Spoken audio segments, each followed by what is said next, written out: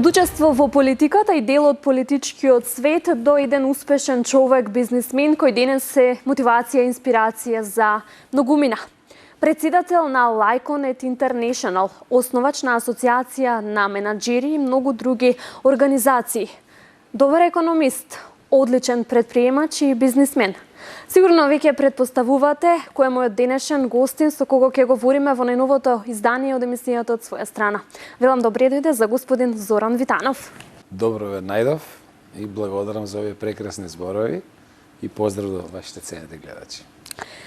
Многу епитети пред вашето име, кои што ги кажав во самата најава. Моето првично прашање е кој е Зоран Витанов денес? Зоран Витанов е обичен семен човек, татко на 3 деца, кој што има големи амбиции да го смени животот на многу луѓе околу себе. Колку ќе успееме, не знаеме, ама се трудиме многу. Може ли нешто повеќе за вашите почетоци? Па, почетоците се на 11 јуни 90 година кога завршив средно училиште. Така. На 10... Роден струмичанец, израснат во Струмица, Струмичанец, Струмичанец. Во 98-ма доаѓате овде? Да, и браво. Да, браво. се спремив и јас до овде. Да, семено. Јас всушност студирав овде од 92 година на економски факултет во Скопје.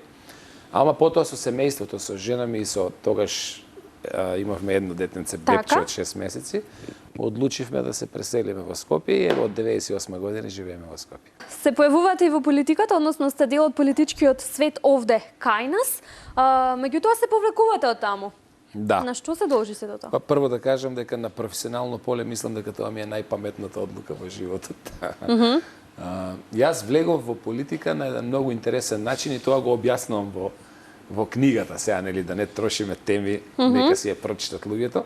Меѓутоа интересно е дека навистина тоа е една случка со Киро Глигоров и со тогашниот председател на Социјалистичката партија Киро Поповски, сега веќе покоен за жал. Тие мене ме заедно со мојата омилена професорка на економски факултет во тоа време Златка Поповска, што е сопруга на Киро Поповски. Тие тројца се виновниците што ве вовлекува можеби во политичкиот свет. Јас да влезам во политиката. Бевте независен пратеник? Не, бев од Социјалистичка партија на Македонија, така? Но потоа станав независен пратеник. Потоа независен. Бидејќи со политиките на партијата од кога станав пратеник не се согласував и на крај одлучив да ја напуштам политиката, бидејќи малце беше нечесно. Самокритично да си кажеме. Ме изгласале од коалицијата тогашна, ВМРО ДПМН и Социјалистичка, а сега да настапуваш независно. Гласачите се можеби изневерени, бидејќи они не гласаа поединци, гласаа опции. Так. И одлучив да комплетно излезам од парламентот и да ја напуштам политиката. Ме интересира како го опишувате тоа ваше искуство и од аспект на еден бивши политичар, каква оценка ќе дадеме за политиката денес? Па, катастрофална. Зборам за политиката, не политиката, зборам за политичките опции. Фака. Тоа што основно не ми се допаѓаше во политиката, а гледам, еви, после 13 години, се уште е исто во Македонија, е тоа што во политиката основен критериум на вредности е припадност. Значи, ако ти си наше дете, условно кажано, кај сакаш таму ќе те поставиме. Министер за финансии, директор ваму, директор, ама да си наша. И никој не те прашува кои ти се компетенциите. И дали те бива или не те бива? Да. Така. Сега, јас одлучив од светот на припадност да излезам и да влезам во светот на компетенции. Затоа што кога излезеш на пазарот, во услови на конкуренција, во економијата, во претприемништвото, таму припадноста не игра никаква улога. Исклучиво компетенции.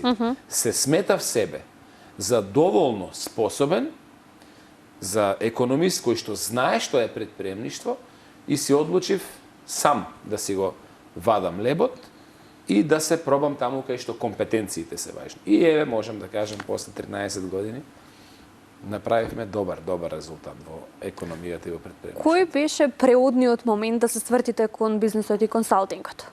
Па што туку кажав, јас имав конфликт со совеста. Да, и тука решавате од утре така? Не од утре, од сега. Тоа беше, дури можам да кажем и рефлексна реакција. Тоа мислам дека и во книгата го спомнувам. Ниту мојата сопруга, ниту моите родители ниту брат ми имаа поим дека јас од денес одлучувам да ја напуштам политиката. Но, фала Богу, ме поддржаа сите мои најблиски, бидејќи ме познаваат, знаат дека јас сум многу правдолюбив, по цена, не знам да правам калкулации и компромис со совеста. Мојата животна девиза е дека сите ние, како битија, сме свесни. Но не сите сме совесни.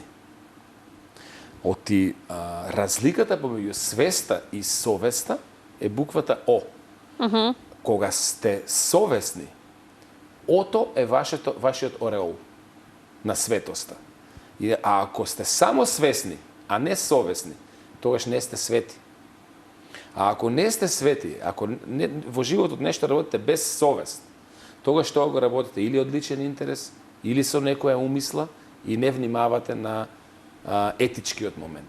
Во политиката, јас бев платен од државата, но видов дека не можеш да придонесеш во државата. И не само јас, видов дека никој во политиката не може да придонесе во државата. И не можев да направам конфликт со совеста. Затоа што во тој случај ќе не можев да се погледнам себе си во огледало. А кога ја напуштив политиката... Не се сметавте за добар политичар? Не, напротив, јас се сметам за катастрофален политичар. По онаа политика и овие критериуми на вредности што ги има македонската политика. Бидејќи во македонската политика ти треба едно да збориш пред избори, а спротивно да правиш после избори. И ако ти не си таков, еве да ви кажам, како јас да се сметам за добар политичар, сега имаме актуелен премиер, кој што дојде на власт ветувајќи дека нема да го смени името. Се колнеше во дишење, во не знам што, во деца, во... Утре дента кога стана премиер, прво што направи тоа во што се колнеше дека нема да го направи. Замислете ако јас бев со него пред изборите и сега треба да сум со него и после изборите. Како јас ќе се погледам? Јас ги прашувам сите сега што беа со него пред изборите и сега, како тие луѓе се гледаат во огледало са бај? Или не си ги мијат очите никогаш, или не се бричат никогаш, или не излегуваат пред огледало, или што? Немаат што? Совест. Па кажете ми, кој продукт во општеството ќе го донесе човек ако го носи со свест, а без совест? Ќе донесе болно општество. Затоа имаме и еколошки, и социјално, и економски уништено општество. Јас не сакав да бидам продукт на такво општество. Такви беа политичарите тогаш, такви си и сега, со тоа што сега се малце проширени и надградени. Лично, како татко на 3 деца, јас морав да ја напуштам политиката ако сакав да останам со совест. И ако сакав со мојата етика да продолжам понатаму. И затоа се сметам за катастрофален политичар. Бидејќи таквата политика која што сега има Македонија, луѓе со етика и со совест не може да останат во неа. И всушност и затоа падна квалитетот во политиката во овие 30 години. Бидејќи само луѓе кои што имаат свест, а немаат совест, останаа. Председател на Laiconet International, основач на Асоциација на менаџери, што подразбира тоа и ме интересира што точно работите денес? Тоа е интересно. Работам од 24 сати 25. А луѓето што не ме познаваат мислат дека со спиење заработувам. Ајде да почнеме поред. Па не би било така лошо со спиење. Па крајната цел ми е тоа всушност. Ти не си богат, запамти го тоа, ти си млада. Не си богата кога заработуваш многу. Богата си кога заработуваш додека спиеш. Го имам прочитано. А ако не најдеш начин да заработуваш додека спиеш, ќе мора за жал да работиш додека не умреш. Дури и кога си во пензија, бидејќи пензијата нема да ти стигне. Јас работам на тоа, но се уште се сметам за млад, за енергичен и би било греота кога гледам дека експанзија правам, зошто да застанам сега, зошто да не направиме Македонија, да не направиме Сингапур, зошто глобално да не го расшириме тој бизнис и зошто кога цела планета ќе врши било каков тип на економска активност, провизии да не доаѓаат во Република Македонија. И затоа не застанувам, и затоа работам 24/7. Тоа е во делот на Laiconet. Така? Спомнавте Асоциација на менаџери. Па да, основниот мотив зашто ја формиравме Асоциацијата на менаџери на Македонија беше тоа што во Македонија им се слушаше гласот на тие што го празнат буџетот, политичарите, а никој ништо не ги прашуваше тие што го полнат буџетот, предприемачите и менаџерите. И бидејќи видов дека стопанските комори не се баш активни во Република Македонија, одлучивме да ги здружиме менаџерите. Основната причина е таа: сите ние имаме заеднички некои цели што не обединуваат, но и секој си има своји посебни цели. Но Македонија во времето кога јас бев во политика имаше буџет помалце од 1 милиарда евра. Сега има буџет од 4 милиарди евра, а Македонија е 20 пати сега понеефикасна со 4 милиарди евра отколку тогаш кога беше. Зошто? Затоа што луѓе без совест и луѓе што не се по компетенција одбрани менаџират со тие наши пари. А парите ги полнат стопанствениците, не политичарите. И затоа одлучивме да се здружиме, направивме една конференција а јас секогаш размислам глобално, никогаш не размислам само национално, направивме една прекрасна конференција на Асоциација на европски менаџери, формиравме во Црна Гора, во хотел Сплендид, и од таму направивме една таква иницијатива низ цела Европа, кај што замислете, секаде менаџерите успеа некаде нешто да придонесат, освен во Македонија, каде што политичарите не ги ни слушаат менаџерите. И тогаш конечно одлучив со 2 нозе да влезам во предпремништвото и еве ме таму кај што сум. Во меѓувреме, веројатно тоа не сте го прочитале, а мене ми е најголема љубов. Тоа е ЦЕФЕ методологијата. Тоа е обука за методологија за обука на предприемачи. Така. И таа методологија успеавме да ја развиеме во буквално 100, значи точно во 100 држави во светот. И тука сум крајно благодарен на германската влада, каде што во 1997 година финансиски ни помогна преку тогашното ГТЗ, заедно ние да ја развиеме таа метода и да ја имплементираме насекаде низ светот. Која беше идејата на германската влада? Знаете дека 89 година, 90-та падна Берлинскиот зид, Германија се обедини, меѓутоа источна Германија немаше предприемачки мајндсет. Луѓето имаа мајндсет на вработени, кај што чекаа сега државата да ги вработи. И сега не може Германија да обстане како држава ако на луѓето од источна Германија не им се пренесе предприемачка култура. Така. Каде што луѓето сами ќе треба да си го вадат левот и сами да излезат со своји компетенции на пазарот. Они чекаа во социјализмот државата да ги реша. И тогаш ние увидовме дека истата таа метода може да се примени не само во целиот источен блок, особено во Македонија, туку и во цел свет, затоа што дури и во една Англија, дури и во една Америка, што по мене Америка од секогаш била најлидерска и предпремачка држава, дури и таму има луѓе кои што имат мајндсет на вработени. И таа метода ја развивме буквално низ цел свет. Дури сега има едно 30 универзитети, каде што на универзитетите по нашата методологија учат предприемништво. И на тоа сум всушност најмногу горд. И знаете како викат, најмногу учи тој што предава. Пренесувајќи и развивајќи таа метода, јас несвесно сам се развив во еден предприемач кој што е навистина со предприемачки мајндсет, со интерен локус на контрола. Имав среќа во животот тука да учам и од некои наши луѓе кои што се овде во Македонија, кои што се врвни светски експерти. Еве ќе спомнам едно име сега овде, Сем Вакнин, кој што е светски експерт по психологија, по мајндсет, по бизнис мајндсет, никој не го користи. Јас лично можам да кажам дека тој ми е еден од најголемите ментори заедно со менторите во ЦЕФЕ, каде што ми вметна предприемачки начин на размислување и психологија на лидерство и на успех. Нешто што во Македонија, оној барем што го гледа, ќе се сложи, е очајно, е насушно потребно, повеќе отколку водата што ни треба за екзистенција. Толку на македонската нација, толку на овој народ овде во Македонија им треба тој начин на размислување. Го живееме времето на пандемија со COVID-19. Каква е ситуацијата со бизнис секторот во Македонија? Па, вака сега, ако збориме номинално за бизнис секторот, гледам дека сите тие чекат нешто владата да им помогне. Вистинските бизнисмени се оние кои што помагаат, а не кои што чекат да им помогнат.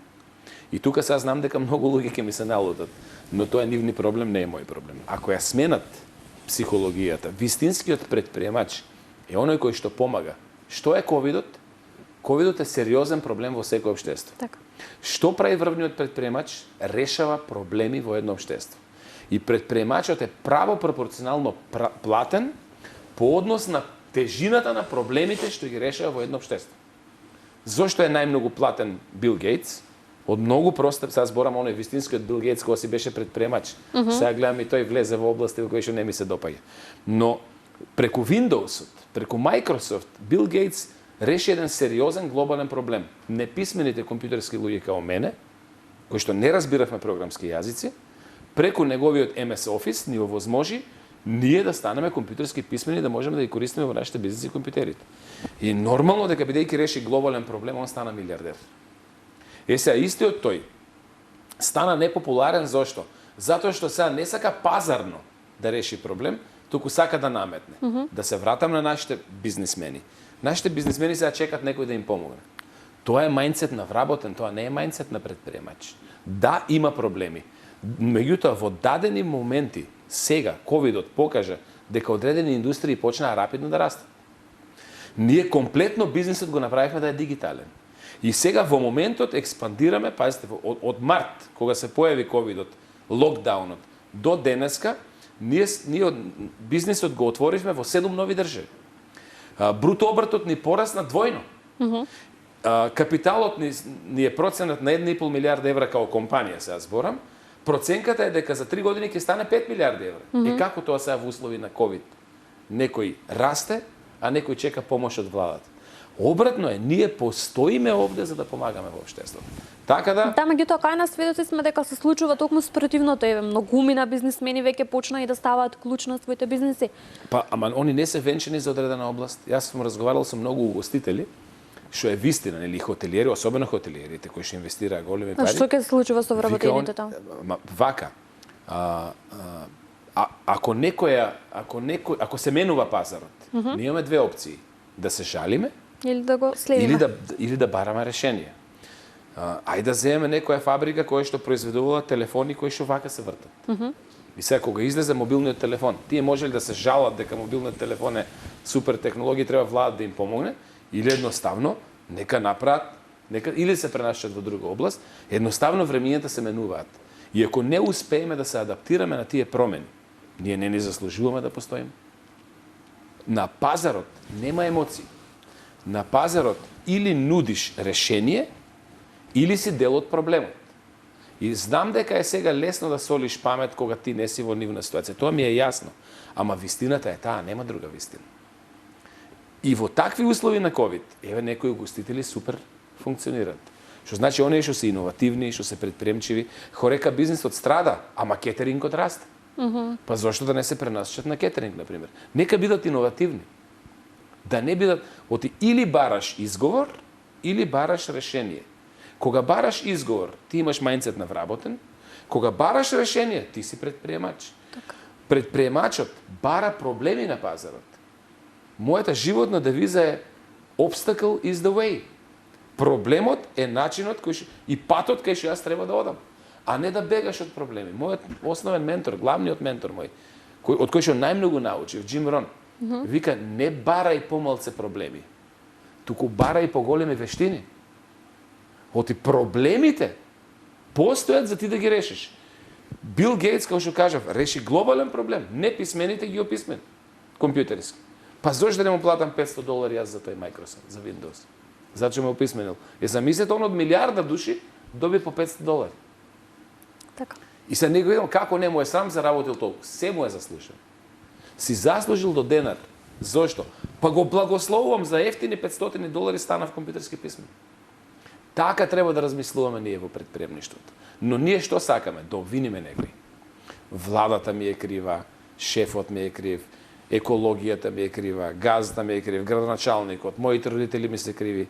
Кога бараш виновник, освен што си го задоволила сопственото его, дека најдов мене зошто не ме бива, утре пак се будиш во беда.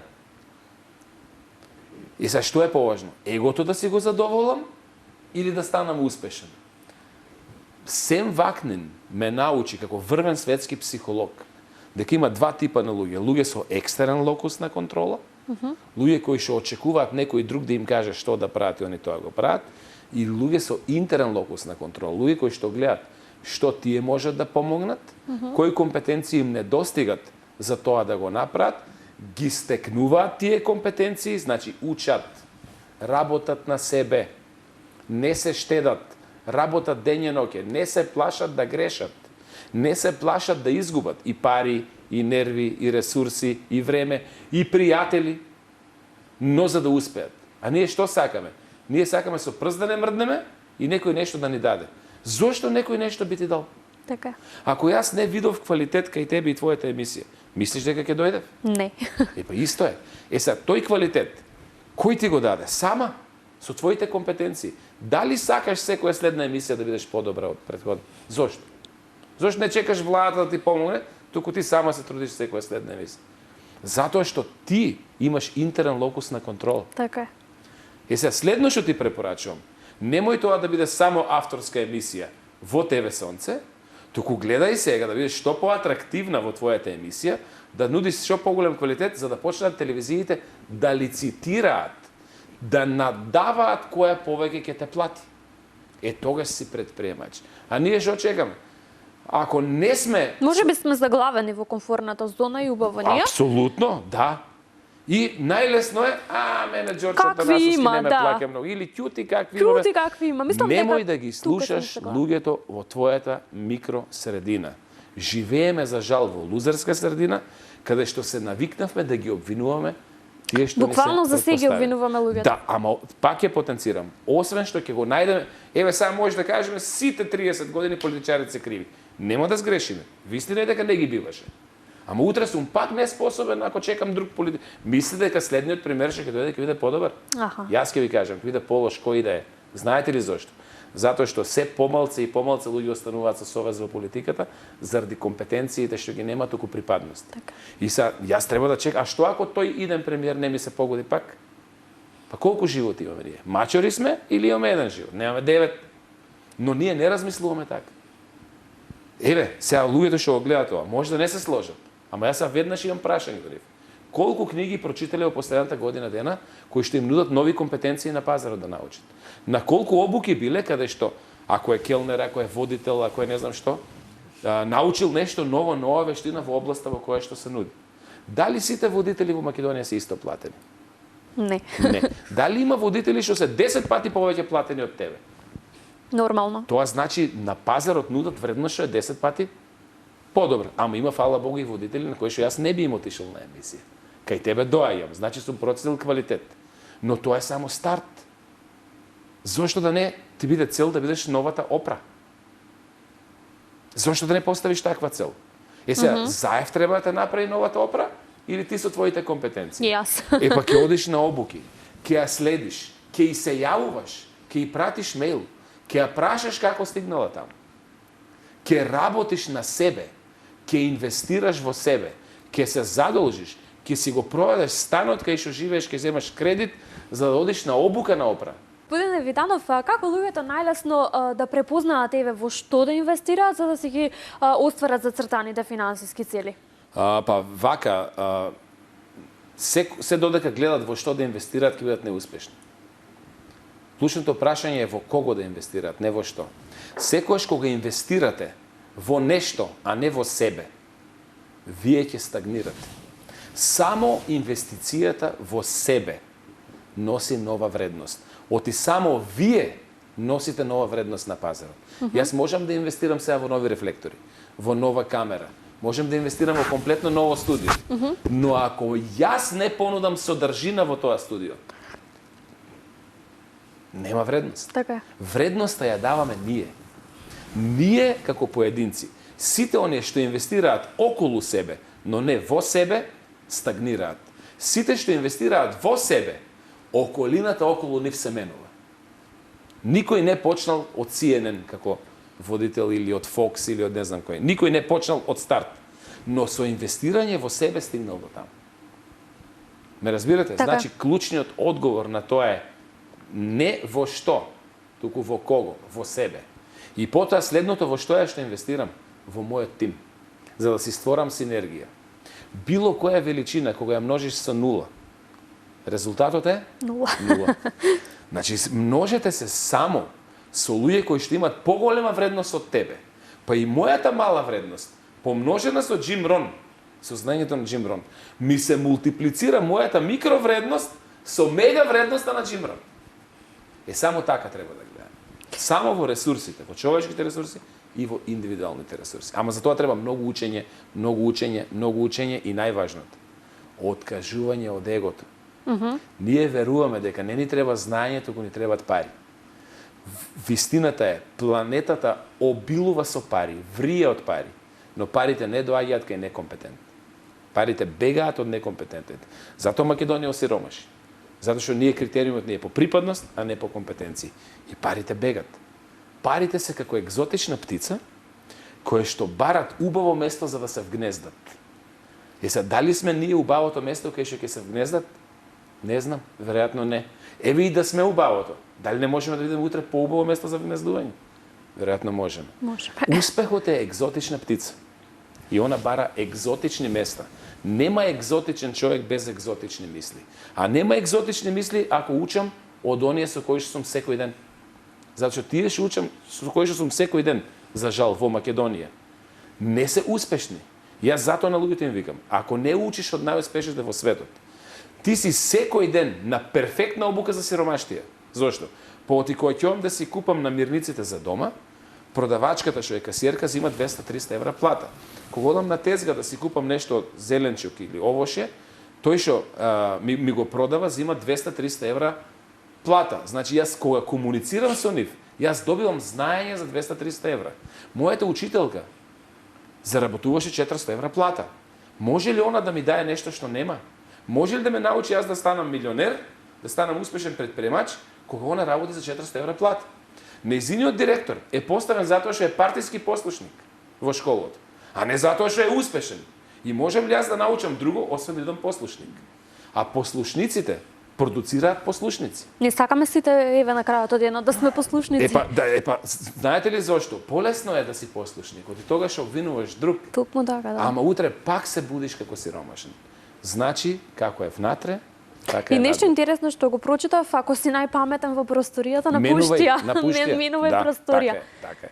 И па затоа зашто ги спомнав јас Джим Брон, Сем Вакнин, сега да не ги набројам тука моите ментори, Майк Милер, да не ги набројам некои луѓе се, Тони Робинс, јас нема збор напишан од Тони Робинс кој што не сум го анализирал длабоко.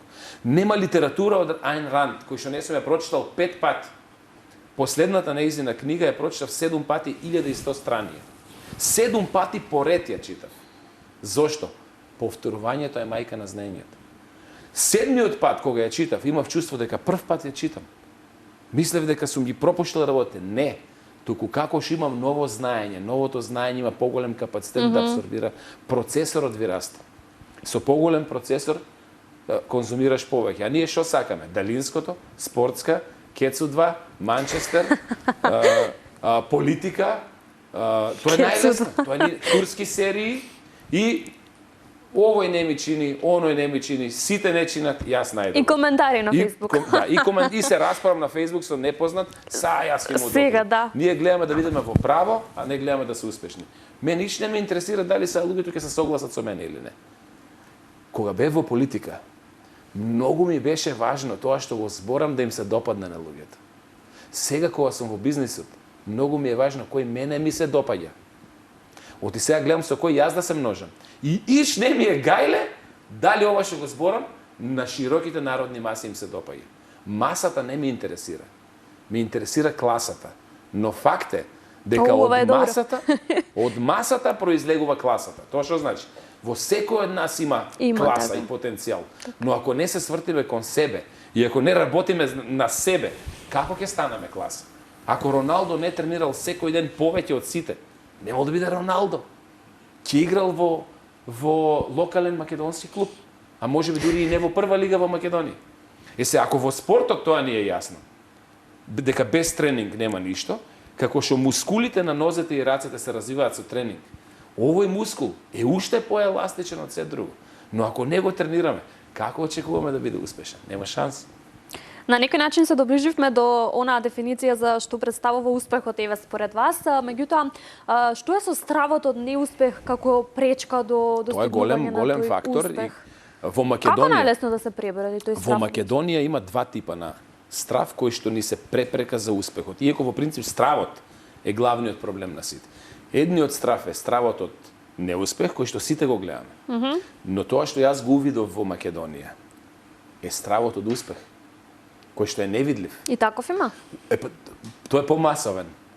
Луѓето не се чувствуваат комфортно во успех затоа што им е непозната зона. Еве да ви објаснам јас како дојдов до тоа сознание. Првите мои обуки јас го правев во луксузни хотели, не знам, во Александар Палас, во Мериот. Многу луѓе ми кажува, бе Зоки, јас не сум за таму. Покани го во некоја кафана на кебапи, на 10 со кромит, да му го објасниш истото што го објаснуваш во Мериот, доаѓа. Тој човек има страф од успех. Тој човек не се чувствува комфорно ако е успешен, ако е убаво облечен. Не се чувствува комфорно ако го внесеш во некое елитно друштво каде што се сите успешни. Чувствува дека не припаѓа таму и он сам се елиминира, внимавај. Комплексна пониска вредност. Сам се елиминира. Он не верува дека тоа го заслужува. Зошто? Па така е учен. Учен е на скромност. Учен е на понизност. Учен е на екстерен локус на контрола. Друг да му кажува што да прави. Еве ќе дам банален пример, кој што јас како родител го приметив. Одиме на забар. И сега јас на децата им викам, деца, забарот учел 10 години за да биде човек кој што на вас ќе ви помогне да ви ги поправи забите. Се што имате да го прашате и се што мислите дека треба да му кажете, кажете му. Во исто време влегува жена, мајка, кој што на керката вика, немој да си ме обрукала. Што ќе ти каже прај, збор да не се чула. Ако те боли ќе ќутиш и ќе трпиш, немој да ме срамиш овде. И сега јас викам, фала Богу што сум учел од Джим Рон. Заболекарот е ресурс. Заболекарот учел за да им помогне на моите деца да имат здрави заби. И моите деца подсвесно примат таа информација. Мајката на детето ја учи да биде покорна, да ќути и да слуша авторитет. Во очите на тоа детенце забарот е авторитет, во очите на моите деца забарот е ресурс. И сега, дали тие деца ќе растат во исти свет и во исто мало, и во исти влез, и стан до стан да растат, детето што околината ја гледа како ресурс, ќе си постави цели и како ресурс ќе ја користи и ќе направи синергија од нова вредност, а другото дете ќе чека кој што ќе му каже тоа да прави. Тие деца Мислам дека сте повеќе се соочуваме со авторитетите во општеството. Па точно, затоа ние сме као општество неуспешни. Затоа што ние немаме интерен локус на контрола. Ние имаме екстерен локус на контрола. И од секојдневието, ако ти е отворен умот да размислуваш како моите ментори, тоа ќе го видиш. Но ако размислуваш како размислуваат моите другари од детство, мојата микросредина, зеленото пазарче, луѓето со кои сум секој ден, луѓето со кои се срекаш во градски автобус, од нив нема да го научиш тоа. Од нив ќе станеш човек со екстерен локус на контрола. И тогаш ќе си парализиран во животот како заек пред рефлектори. Нема да ти е јасно што се случува, ќе веруваш дека некој те експлоатира, ќе веруваш дека некој те краде, ќе веруваш дека во таков свет живееме, тејкерски, каде што сите се против мене. Не. Тоа само значи дека јас во животот немам концепт и јас во животот немам интерен локус на контрола. Тоа значи дека јас не верувам дека работите зависат од мене. Затоа јас и книги пишувам, и обуки правам, и пазете, тоа што е интересно. 99% од моите обуки се бесплатни и на YouTube каналот кој што сето моje знаење го пренесувам, бесплатно го давам на сите. Зошто? Оти јас ќе бидам побогат ако тој мајндсет се расшири. Оти мене ми помогна, а јас не се родив таков. Јас до мојата 40-та година верував дека друг ми е крив. Кога почнав да учам од други луѓе, се околу мене се смени. И станав, бизнисот го развивам во сите континенти. А јас сум истиот, но софтверски не сум истиот. Одлучив да примам знаење од оние што се успешни. Си го тргнав егото на страна. Кажав, Зоране, штом не си таму кај што сакаш, има нешто што не знаеш. Ама ако ти нешто не знаеш, а има некој кој што е таму кај што ти сакаш, ќути и прашај го. Не го осудувај. Оти можам да кажам како не име срам. Во Македонија е вообичаено викат како не име срам на богатите, заради богатите ние сме сиромашни. Тоа е таква глупост, исто како да кажеш кога си болна, како не ти е срам што си здрав, заради ти што си здрав јас сум болна. Го читав ова, да. Тоа до толку е глупаво, а ние го прифаќаме. Оти ние веруваме како јас да сум крив што ти си болна, а јас сум многу здрава. Ето. Ние го богатството го третираме како колач кој што е ограничен. Не, тоа секојдневно ствара нова вредност. Биологијата нас не учи дека на ден, внимавајте, 1 милион тони храна, без да се одгледува во земјоделие, растенија излегуваат нови од планетата Земја. Тоа знаете ли што значи? Дека богатството излегува секој ден? Тоа значи дека богатството не е лимитирано како торта, па ако ти си побогат, автоматски јас сум по. Тоа е стравот мој го кажува. И пак доаѓаме до стравот. Двата типа на стравови се. Тој што ние го приметуваме, а е помалце застапен е стравот од неуспех, но клучот е стравот од успех. Ние се плашиме подсвесно дека нема да се снајдеме ако успееме. И јас сум имал примери на луѓе кога му кажеш, се другарите од детство. Сега возам еден така надпросечен автомобил во македонски услови. Еден другар вика ми извози го, не бе вика, мене ме е страв да влезам во таа кола. Зошто? Пак ја чук, чукли ја? Да. Не, страв од успех. Он не чувствува дека припаѓа таму. Како тој човек ќе направи било која акција во животот за да успее, кога он не сака да успее? Така. На подсвесно ниво. Он не се гледа себе како успешен. И он што прави? Презема акции во животот кои што го водат кон неуспех. И таму се чувствува покомфорно. Праени се психолошки експерименти. Човек кој што бил цел живот во затвор. Или човек кој што бил цел живот на улица како просјак. Прават експеримент и му дават супер луксузен стан. И му дават вработување. Знаете ли што прави човекот утреден? Оди на улица и проси. Зошто? Тоа му е познато. Тоа знае да го прави. И не оди во станот, кој што е супер луксузен и е негов со имотен лист, спие под мост. Зошто? Тоа му е познато. Не се препознава неговиот self-image, го викат тоа моите ментори. Сликата за сама себе не поистоветува со во луксузна населба со луксузна. И он не припаѓа таму. Тоа значи дека ние треба да работиме на себе.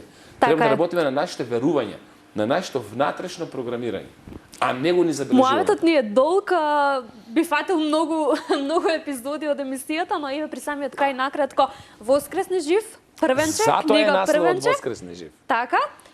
Така беше и моето прашање тоа, зошто токму Воскресни жив, на кого ја посветувате оваа книга, кој се треба да се пронајде во неа, каде може да се купи, која е цената? Во сите продажни места на Просветно дело и еве да си кажам јавно, да не беше Ана од Просветно дело, таа книга се уште ќе беше во мојата глава, немаш биде на хартија. Таа ме иницираше, вика Зоран, ние ќе видиме издавачи, ние ќе направиме технички се, но тоа твое знаење вреди да биде и ме увери дека ќе се продава. И навистина книгата се продава извонредно, тоа е над сите наши очекувања, дури и над нивните очекувања. Значи има во сите продажни места, цената е 400 денари. Така. Но тоа не е најважно, на кој е наменета? На секој кој што сака да промени нешто и кој што верува дека може да промени. Успехот е наша обврска. Успехот не е наше право. Ако нешто го сватиш као твое право, може да го искористиш правото, може не. Но ако го сватиш као обврска, ти се ќе направиш. Ние престанавме да веруваме во успех. Оваа книга почнува со мајндсет на успешен човек и тоа почнува со една вистинска случка на роб кој што го градел Тадж Махал во Индија, како самиот роб со промена начинот на размислување, на крај целото царство го променил, што е вистинска случка, и продолжува као моја биографија, бидејќи тој роб мене ме инспирира, дека и јас, Зоран Витанов од село Бориево, Задна пошта Турново, дете на пролетери, израснат со Фичо, можам да го освојам цел свет. Така. Финансиски и со бизнис. Тој мајндсет, робот мене ме ослободи, тоа е оксиморон. Воскреснав додека сум жив, тоа е оксиморон. Но си кажувам сведочење мое, па продолжува како моја биографија и на крај ги најавувам новите финансиски текови. Ова е пишувано пред ковидот, но најавив дека, без да го знам ковидот, Така? нормално не сум во бавање, дека секи оди дигитално и дека сега луѓе без капитал, без денар капитал, но со визија, со позиционирање во вистински бизнис, вистинско време, може да прават милиарди преку дигиталната трансформација. И на тоа ме научи Сем Вакнин, на кој сум му крајно благодарен. И ова знаење го споделив со секој еден. Така. Ако секој еден што ќе ја прочита оваа книга, Останува на нашите гледачи така да си ја побараат во Просветно дело, да ја прочитаат. и е сведочење, не е гатење. Так. Туку е сведочење, Се надевам дека сведочам ќе дека ова функционира. Уживаат во Так. доста поученото четиво ваше. Господине Витанов, на самиот крај ќе ви се заблагодарам што одвоивте дел од вашето Јас сум скапоцено тој што време. треба да ви се заблагодарам. Што ја прифативте мојата покана и што денеска сте еве мој многу драг гостин во студиото на Чест ми е, телевизија. посебна ми е чест, кажав, Сонце? не одам на сите емисии, но... Ке се почувствувам привилегирана овде. Ви се заблагодарувам уште еднаш, се надевам дека ќе имаме уште многу дружби. Ќе ми биде чест. Так, ве поздравувам овде. Благодарам. Почитувани гледачи, тоа беше уште едно издание од емисијата од своја страна. Овој пат вашето внимание го привлековме со господинот Зоран Витанов, основач на Асоциација на менаџери на Македонија и председател на Lyconet International. Уверена сум дека успеавме да го задржиме и овој пат вашето внимание. Ние се гледаме за 7 дена.